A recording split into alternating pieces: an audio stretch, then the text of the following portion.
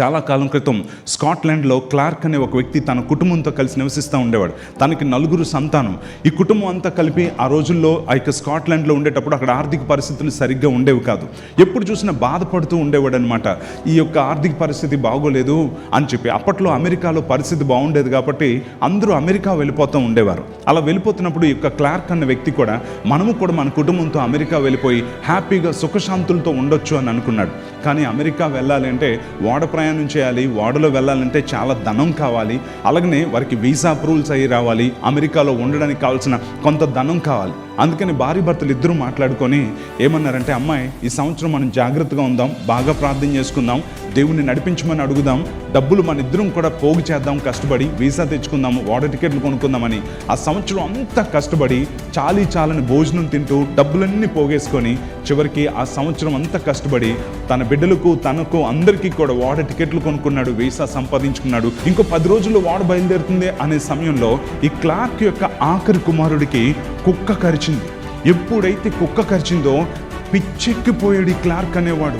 ఎందుకు కుక్క కరిస్తే అంత బాధపడ్డాడంటే, ఆ రోజుల్లో కుక్క ఘాటుకి మందు లేదు కనుక కుక్క కరిస్తే ఎవరన్నా సరే ఒక 2 నెలల నుంచి 3 నెలల వరకు ఊరు దాటి వెళ్ళకూడదనమాట, అది రూల్.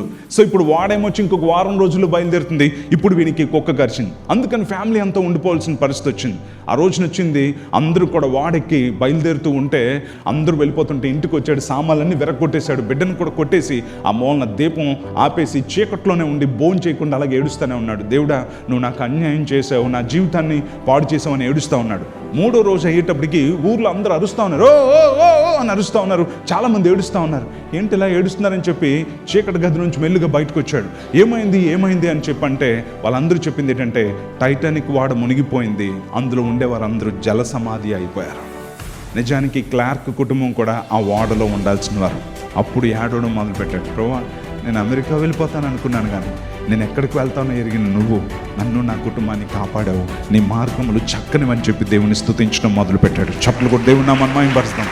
సో చాలాసార్లు మన జీవితంలో అనుకుంటూ ఉంటాం, నా అందమైన ఆలోచనల మీద దేవుడు ఆజ్యం పోశాడు, నా అందమైన ఆలోచనల మీద దేవుడు నీళ్లు చల్లేశాడు అని అనుకుంటూ ఉంటాం. కాదండి, ప్రేమ కలిగిన దేవుడు, నీ భవిష్యత్తుని ఎరిగిన దేవుడు. కొన్నిసార్లు దేవుడు కొన్ని విషయాల్లో వద్దమ్మా అని అంటే సంతోషంగా దాన్ని తీసుకోవడం నేర్చుకోవాలి. Sometimes God's no is better than his yes. అనేక సార్లు దేవుడు నో అని చెప్పినప్పుడు అందులో ఇంకా మంచిదాన్ని దేవుడు నీకు ఉంచుతాడు.